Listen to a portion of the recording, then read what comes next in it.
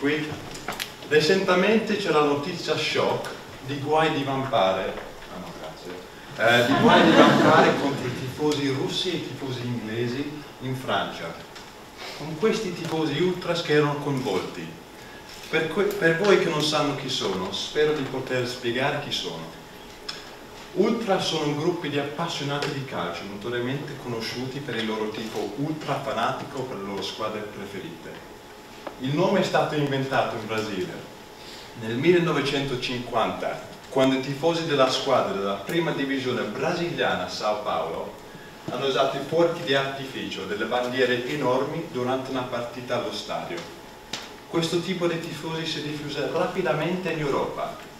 In Croazia e in Russia, per esempio, si sono formati gruppi ultras basati all'interno di tutto il paese.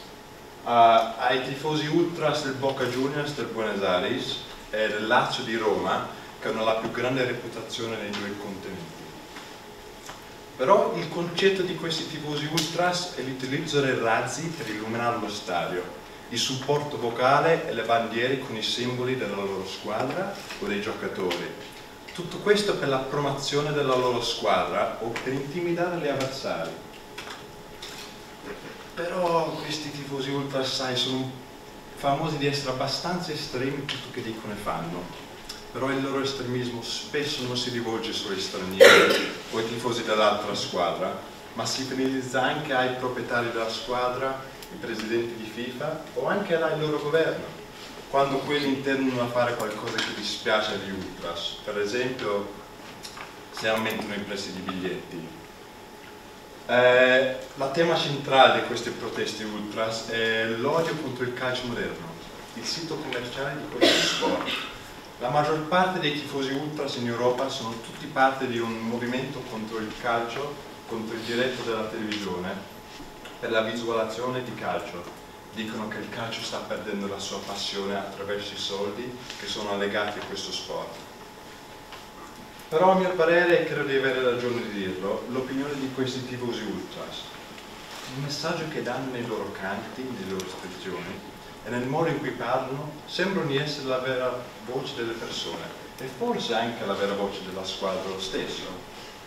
Però in Inghilterra negli ultimi 10 anni c'è stato un aumento in questi gruppi ultras, perché la polizia è diventata più cattiva e delle pene più severe alla violenza che succede fuori dallo stadio. Quindi alcuni gruppi di tedeschi hanno iniziato di evitare il rischio di essere puniti e hanno trovato un'altra fonte di adrenalina, quindi sono diventati un tifoso ultra. Però un gioco di calcio più di una partita per questi tifosi. È la soddisfazione e l'adrenalina di rivivere tutto lo sforzo che si è accumulato durante la settimana. Quindi quando arriva sabato si levano i piedi per quello in cui credono.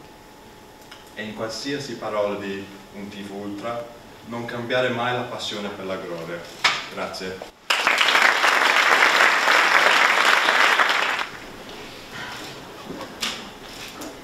Bonjour tout le monde. Bonjour. C'était la chose correcte à faire. Bonjour tout le monde. Ouais, une révérence aurait été. Ça, c'est ce que l'on va découvrir aujourd'hui, car je vais vous parler de comment pas saluer quelqu'un et quelques-uns des problèmes qui se trouvent autour du sujet. Donc, quand je dis salutation, je veux dire un baiser, un câlin, un hochement de tête ou un serrement de main. On a tous nos propres particularités, mais est-ce que le simple geste de dire bonjour est devenu un enfer de politesse? Un sondage récent a montré que 70% de la population anglaise préfère un serrement de main ferme, alors que pour le Moyen-Orient, un serrement de main plus léger est préférable. Il y a plus de 500 langues parlées et 270 nationalités différentes à Londres seul.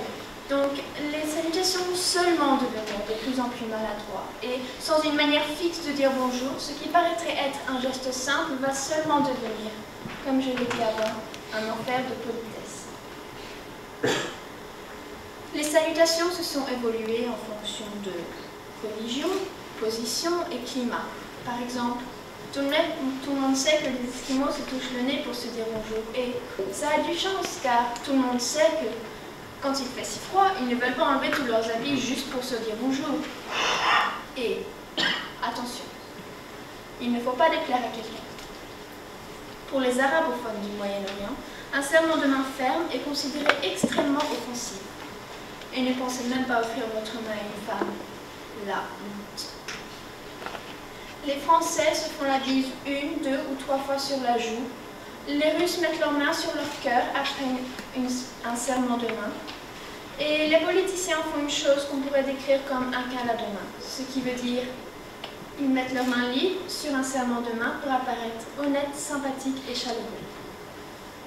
Les Chinois se couvrent. Donc, avec toutes ces salutations, comment on sait laquelle utiliser? On ne le sait pas, et franchement, je donne ma langue au chat. Abordons maintenant le problème des salutations sexistes.